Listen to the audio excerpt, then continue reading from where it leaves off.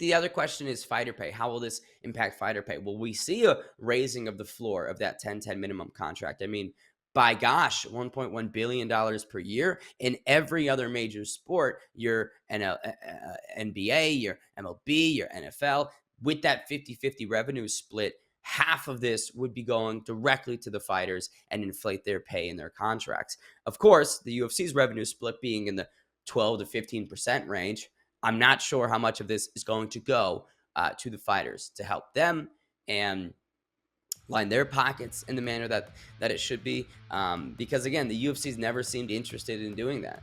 The UFC's never really been fighter pay focused, just kind of the brass tacks of it.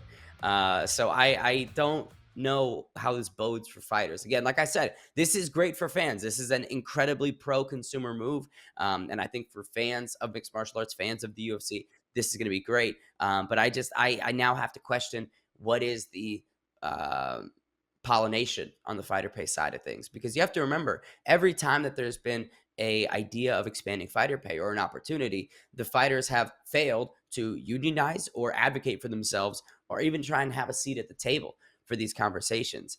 The Ali Act, in boxing protected fighters' rights on a federal level. Mixed martial arts has never had that, and fighters have never cared or bothered to try and do it. Every time they've tried to unionize, didn't work out. When the Reebok deal was introduced, the fighters did nothing. When the UFC signed that ESPN deal, however many years ago, fighters did nothing. There's been zero that indicates, the fighters are going to be able to actually group together, have a voice for themselves, and get a better slice of this 1.1 billion per year, because they never have in the past. Why would they do it now?